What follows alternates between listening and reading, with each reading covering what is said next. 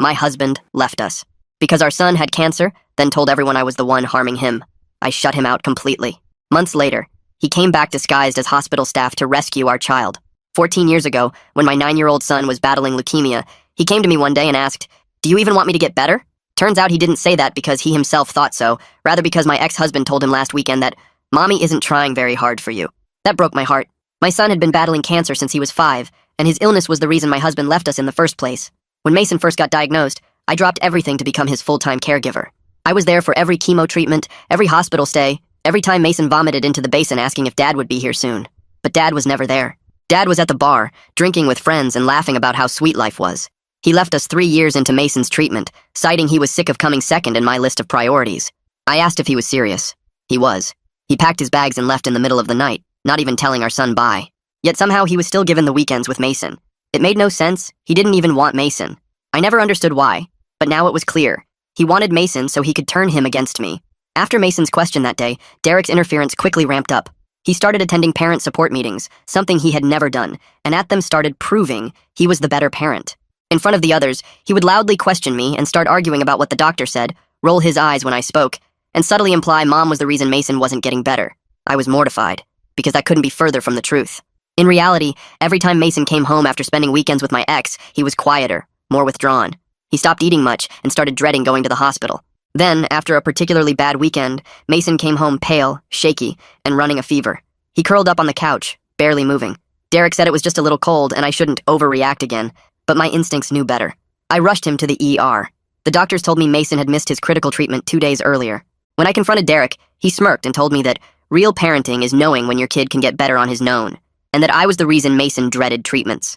His words stuck to me, making me second-guess everything. Maybe I was pushing too hard and hurting my son. The guilt nearly crushed me. And to make matters worse, Derek served me court papers. He was claiming I was medically neglecting Mason, forcing him into treatments he didn't need. My heart sank. I realized he'd been building this up all along, setting me up to look like an unfit mother. Things spiraled fast. Derek started posting selectively edited photos online, showing Mason crying in hospital beds, or me looking exhausted and frustrated. He twisted these pictures to make it seem like I was emotionally unstable and harming our son. My own friends stopped calling. Neighbors whispered behind my back at the grocery store. Even my family started doubting me, wondering if Derek's stories had some truth to them. Meanwhile, Mason got worse. He barely spoke, losing weight rapidly, and had dark circles permanently under his eyes. His little body was shutting down from stress and missed treatments. My lawyer advised me to meticulously document every doctor's appointment, every dosage, every moment of care. So, I started gathering evidence, determined to fight back, even though part of me was terrified I'd lose Mason forever. Then, one afternoon, Derek's smear campaign exploded online. He painted me as a dangerous parent, gaining thousands of sympathetic comments from strangers who called for Mason to be taken away immediately. I felt utterly alone, judged by people who didn't know our story. Mason saw it too, and he started breaking down, saying he didn't want to go to court, didn't want any more fighting. He looked broken, and I felt responsible. The day we walked into the courtroom, I was terrified. Derek sat confidently across from us, already smiling like he'd won. When Mason was called to testify, my heart froze. But he surprised everyone, even me. He stood there, frail but steady, looked right at the judge and said, "My mom never hurt me. She's the only one who's ever tried to help me get better. Dad tells me to skip treatments. He says they're not important, but they are. Mom is fighting for me. Dad just pretends." The room went silent. Derek's face fell, losing his mask of charm instantly. He tried to interject, but Mason kept talking, his voice stronger now. "I'm tired and sick all the time because Dad makes me feel like treatments are bad. He told me Mom didn't care about me, but Mom's the only reason I'm still alive." The judge looked stunned. I'd never been so proud of Mason, but my stomach was in knots, waiting for the verdict. Finally, the judge spoke clearly, his voice firm. He awarded me full custody immediately, demanding supervised visits for Derek pending psychological evaluation. Mason and I both broke down crying, right there in court. Derek, humiliated, stormed out of the courtroom, but before he left, he leaned close and whispered bitterly, "I'm not done yet. That kid is mine." A chill ran through my body at his threatening words. The bailiff stepped between us, noticing Derek's aggressive posture. My lawyer, Sophia, quickly wrapped a protective arm around Mason and me, guiding us toward the exit. Mason trembled against my side, his small hand clutching mine with surprising strength. "Don't worry about him," Sophia whispered reassuringly as we navigated the courthouse hallway. "He's just lashing out because he lost. The judge's order is clear." But I knew Derek better than that. His threats weren't empty words, but calculated promises. The look in his eyes conveyed not just anger, but dangerous determination. The following weeks brought unexpected calm. Mason's health improved noticeably once his treatment schedule stabilized. Color returned to his pale cheeks, and I even heard him laugh again, a precious sound I'd missed desperately. The supervised visits with Derek remained tense, but proceeded without incident under the watchful eye of Mrs. Hernandez, the court-appointed supervisor who maintained detailed records of each interaction. I cautiously began hoping Derek had accepted reality. My parents visited, tearfully apologizing for doubting me during Derek's campaign. A few friends reached out with similar regrets, admitting they'd been wrong to believe the lies. We seemed to be rebuilding our shattered lives until I noticed a red sedan parked across from our house 3 consecutive days. On the 4th morning, I spotted a platinum blonde woman photographing our home with her phone. When I approached, she quickly drove away. The next day, I discovered a business card in our mailbox reading, Vanessa Winters, Child Welfare Advocate, with a phone number and official-looking logo. Sophia investigated and confirmed it wasn't a legitimate organization. 2 days later, Mason came home from school visibly upset. A woman matching the blonde stranger's description had approached him during recess, claiming she was working with his dad and asking if he was still being forced to take medicine that made him sick. The school immediately contacted me when Mason reported this to his teacher. I was installing security cameras that weekend when an unfamiliar number called. Something urged me to answer. A hesitant young woman introduced herself as Lily, Derek's girlfriend of 6 months. She whispered that I needed to know what Derek was planning. My blood ran cold as she explained that Derek had actually been dating Vanessa Winters for nearly a year. Vanessa wasn't a child welfare advocate, but a former nurse who'd lost her license for medication theft. Together, they were plotting to regain custody of Mason, convinced they could cure him naturally, without medical intervention. Lily revealed they had been monitoring our house, documenting our schedule, and knew when Mason was home alone. I immediately contacted the police in Sophia. The officers took a report but explained they couldn't take action without direct evidence of a threat. Sophia filed for an emergency restraining order, though the hearing was days away.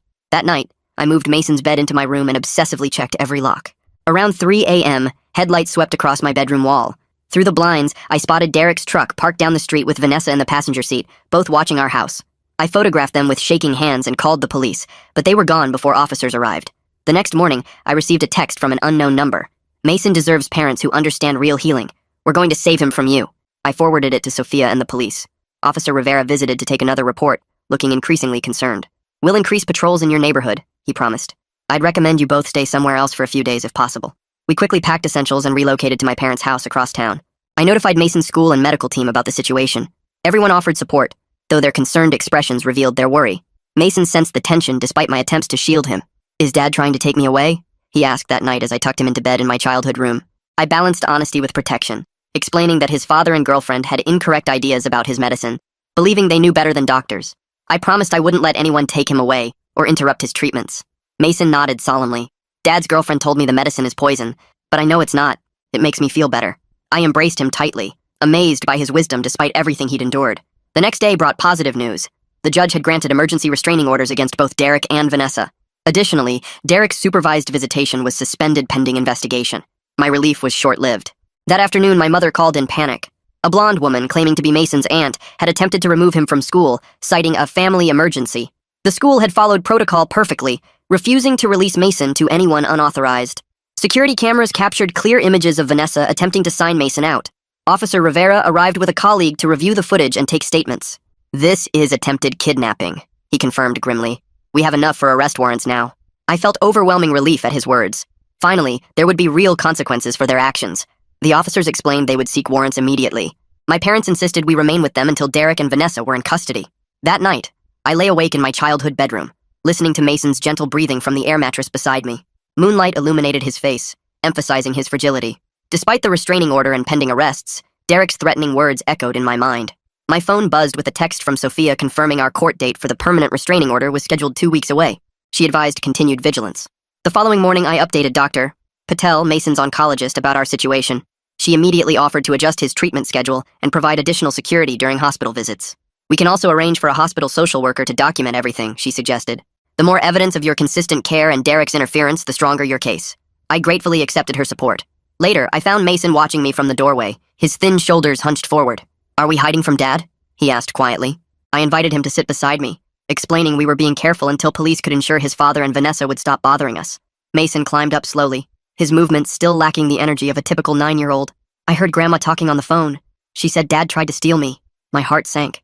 I'd hoped to protect him from the worst details. I explained that his father and Vanessa had incorrect ideas about what was best for him and had tried to take him from school without permission. Mason nodded thoughtfully. Vanessa told me hospitals make people sicker. She said she knows special medicine that would cure me faster. His expression suddenly hardened with determination. But I told her, Doctor, Patel is smarter than anyone and I need my real medicine. I hugged him tightly, pride swelling despite our circumstances. 3 days passed without sign of Derek or Vanessa. Officer Rivera informed us they hadn't been located at Derek's apartment or known associates' homes. Their phones were turned off, and Derek had emptied his bank account 2 days earlier. They were actively evading arrest, suggesting they weren't surrendering but planning something else. My parents' house began feeling like a prison. I took leave from work, afraid to leave Mason even with my parents watching him. We kept curtains drawn and doors locked. Mason's energy improved with consistent treatment, but the constant tension affected everyone. A week after the school incident, my mother received a strange call from someone claiming to be from Child Protective Services. The caller identified herself as Brenda Kowalski, stating they needed to conduct an emergency welfare check based on multiple reports of medical abuse. My mother wisely asked for credentials and a callback number. When we contacted the actual CPS office, they confirmed no one named Brenda Kowalski worked there, and no case had been opened regarding Mason. They're trying to access him through official channels now, Sophia explained. It actually indicates they can't reach him directly because of our security measures. The following day, Mason had a scheduled treatment at the hospital. Dr. Patel arranged for us to use a private entrance with a security guard accompanying us throughout. The hospital staff had been briefed, with photos of Derek and Vanessa distributed to security. The treatment proceeded smoothly, with Mason proudly displaying his superhero bandage afterward. We were walking toward the exit with our security guard when I noticed a hospital custodian watching us intently from down the hallway. Something about his posture triggered my instincts. When he realized I was watching, he quickly turned away, but not before I glimpsed his face beneath the cap. "That's him," I whispered to the guard, tightening my grip on Mason's hand. "That's Derek." The guard immediately radioed for backup while positioning himself between us and Derek. I pulled Mason behind me, backing toward the nearest nurse's station. Derek abandoned his disguise, dropping the mop and advancing toward us. "Mason!" he called with disturbing calmness. "Son, come here. We're going home now." Hospital security converged from both directions, trapping Derek. His face contorted with rage as he pointed accusingly at me. "She's culling him with these treatments. My son is being poisoned in this hospital." Security restrained Derek while he continued shouting accusations. Mason pressed against me, trembling. A nurse quickly guided us to a private room while police were called. Officer Rivera arrived promptly, and Derek was taken into custody, still ranting about natural cures and medical conspiracies. I provided my statement, feeling simultaneously numb and relieved. One question remained unanswered. "Where's Vanessa?" I asked Officer Rivera. "They've been working together." His expression turned grim. "We're still searching for her. Does Derek have other connections to the hospital? Any friends employed here?" I remember Derek mentioning his cousin working in hospital administration during a parent support meeting. Officer Rivera immediately contacted someone to check employee records. We returned home with police escort. Mason fell asleep during the drive, emotionally exhausted. My father was waiting anxiously when we arrived. "There was a woman here," he reported immediately. "Blonde, claiming to be from Mason's school. Said she needed to update his medical records." My blood chilled at his words. "What happened?" "I didn't open the door. Told her all communications must go through you directly. She left, but not before photographing the house with her phone. I immediately called Officer Rivera, who promised to send a patrol car overnight and urged continued vigilance. Derek was in custody, but Vanessa remained at large, potentially more desperate now that her partner had been caught. That night, I received an email from an unfamiliar address with the subject line, "For Mason's sake." It contained a video of Derek earnestly explaining his research into alternative cancer treatments.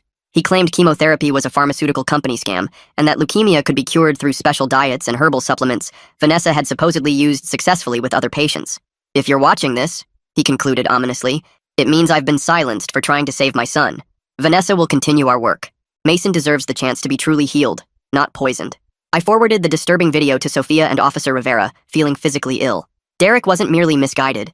He was dangerously delusional, having found someone who reinforced his dangerous beliefs. The next morning brought disturbing news from Sophia.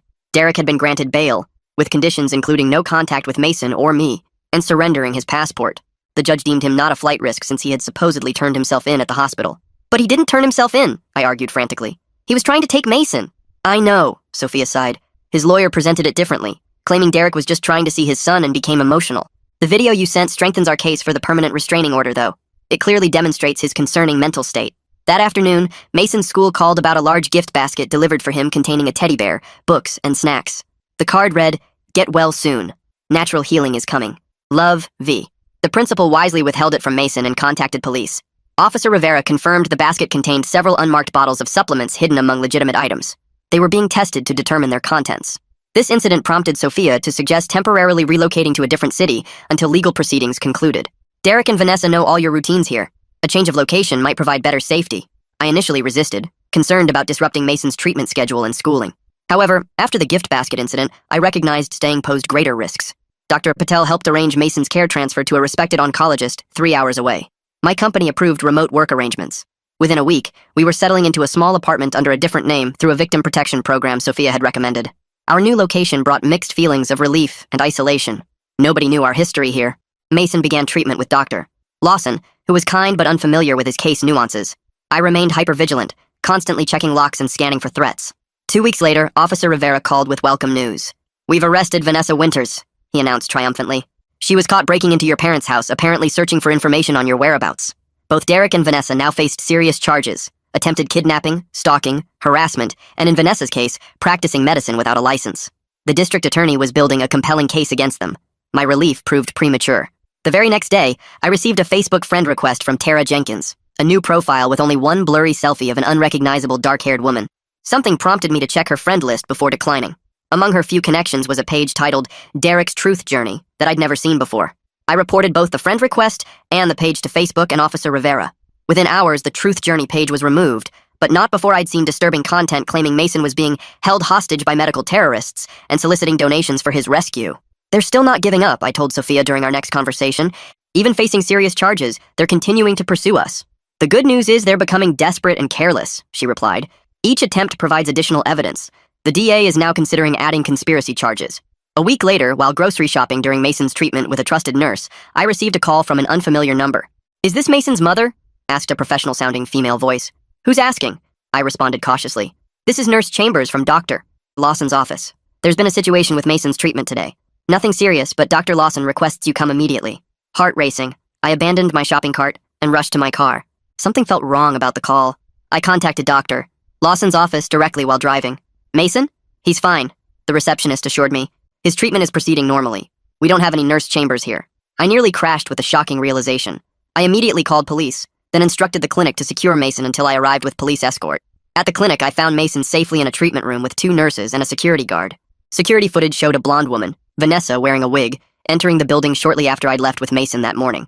She'd been turned away at reception when she couldn't provide identification as a family member. "But how?" I asked Officer Diaz, who responded to my call. "Vanessa was arrested. She should be in jail." "She made bail yesterday," he explained grimly. "Officer Rivera tried contacting you, but apparently the message didn't reach you." I checked my phone and discovered a missed voicemail from earlier that morning. The realization that both Derek and Vanessa were free again triggered intense panic. Our protection program, relocation, and precautions suddenly seemed woefully inadequate. That night, after triple-checking locks and barricading the apartment door with a chair, I watched Mason sleep peacefully, unaware how close he'd come to being taken. My phone buzzed with a text from an unknown number. "We know where you are now. This isn't over. Natural healing is Mason's only hope. We're coming for him." I forwarded the message to Officer Diaz and Sophia, taking screenshots as evidence. My hands trembled as I placed the phone down and pulled Mason closer. His small body radiated warmth, his breathing steady despite the chaos surrounding him. I wouldn't let them win. I couldn't. The next morning, I arranged for a security guard to be present during all Mason's remaining treatments. Sophia contacted local police, who increased patrols around our apartment complex. We were essentially living in a fortress, yet even that provided insufficient security. 3 days passed without incident. I began hoping the threatening text was merely final intimidation before Derek and Vanessa's upcoming court dates.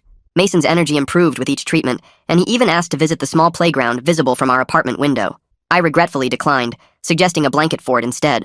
We spent the afternoon constructing an elaborate living room fortress complete with flashlights and snacks. Mason's laughter filled our apartment, a precious sound I'd missed during our darkest moments. For a few hours, we pretended everything was normal. A sharp knock at 2:17 a.m. jolted me awake. Heart pounding, I crept to the door and peered through the peephole to find Officer Diaz standing in the hallway with a grim expression. I quickly unlocked the door, keeping the chain engaged. "We've arrested Derek and Vanessa," he announced without preamble. "They were found parked 2 blocks from here with disguises, fake IDs, and detailed plans to abduct Mason during tomorrow's clinic appointment." My knees nearly buckled with relief. "How did you find them?" "Anonymous tip," he explained. "Someone overheard a couple at a diner discussing plans to rescue a sick child from medical kidnappers. The caller thought it sounded suspicious and reported it. I later learned the tipster was a waitress named Amber, whose nephew had leukemia. She recognized the dangerous rhetoric from anti-medical treatment groups online and trusted her instincts. This time, both Derek and Vanessa were denied bail. The evidence was overwhelming. Not just their presence near our location, but detailed notes about Mason's treatment schedule, clinic floor plans, and sedatives they planned to administer. The district attorney added attempted kidnapping and conspiracy charges to their growing list of offenses. For the first time in weeks, I slept through the night. The preliminary hearing was scheduled for the following month, with Sophia assuring me Mason wouldn't need to testify this time. The evidence spoke for itself. The prosecutor, a no-nonsense woman named Janet Reeves, expressed confidence in their airtight case. 2 weeks later, we received news that Derek had agreed to plead guilty to reduce charges for a shorter sentence. The agreement included a permanent restraining order, mandatory psychiatric treatment, and surrendering all parental rights to Mason. Vanessa, facing additional charges for practicing medicine without a license, was proceeding to a separate trial. An immense weight lifted from my shoulders. Mason and I could finally return home. Our homecoming was quieter than our departure. My parents had maintained our house beautifully, even planting fresh flowers in the garden. Mason's school welcomed him with handmade cards from classmates. Dr. Patel embraced us both during our first appointment back, her eyes shining with relief as she reviewed Mason's improved test results. "The consistent treatment is paying off," she confirmed happily. Gradually, our lives rebuilt. Neighbors who once whispered now arrived with casseroles and offers of assistance. My sister Jennifer, who had wavered during Derek's campaign, became our most frequent visitor, often bringing her children to play with Mason when his energy permitted. 6 months after Derek's sentencing, I discovered a letter from his prison among our mail. My instinct was to destroy it unopened, but I instead asked Sophia to review it first, ensuring it didn't violate the restraining order. "It's a formal relinquishment of parental rights," she confirmed. "He's waiving all future custody or visitation claims, even after release. There's also a personal note you can choose to read or not." I waited until Mason was asleep, before reading Derek's personal message. His handwriting appeared neater than I remembered. I was wrong. "The prison psychiatrist has helped me understand that I was using Mason to hurt you, not help him. I'm sorry. He deserves better than what I tried to do. Please tell him someday that I'm sorry, when he's old enough to understand." I folded the letter into a box in my closet. Perhaps someday Mason would want to read it. That would be his choice when older. 1 year after Derek's arrest, Mason completed his final treatment. Doctors would continue monitoring him closely, but his prognosis was excellent. We celebrated with a small backyard gathering. Mason, now 10, had regained weight and energy, running with his cousins like any ordinary child. My mother pulled me aside during the celebration, her eyes misty. "You did it," she whispered, squeezing my hand. "You saved him. Twice." I watched Mason laughing as he played tag, his movements strong and confident. The dark circles beneath his eyes had vanished, replaced by childhood's healthy glow. He caught me watching and waved, his smile brighter than I'd seen in years. That night, while tucking him into bed, Mason asked an unexpected question. "Mom, are you still scared?" I considered my answer carefully. "Sometimes," I admitted, "but not like before. Now I'm just regular mom scared, like when you climb too high in a tree." He nodded thoughtfully. "I'm not scared anymore," he declared with childlike certainty. "We won." I kissed his forehead, my heart overflowing. Yes, we did. Later, rocking gently on the porch swing under starlight, I reflected on our journey. The fear hadn't completely disappeared. I still double-checked locks nightly and startled at unexpected knocks. But it no longer controlled us. We had reclaimed our lives from Derek's manipulation. Mason's oncologist had recently mentioned his 5-year survival odds now exceeded 90%. 5 years seemed simultaneously eternal and fleeting. I contemplated the ordinary moments awaiting us. School projects, birthday celebrations, teenage disagreements, college applications. Normal life challenges that once seemed impossibly distant. The porch light cast a warm glow across our yard as I continued rocking. For the first time in years, I wasn't scanning for threats in the shadows. Instead, I simply enjoyed the evening's tranquility, making plans for tomorrow, next week, next year. We were going to be okay.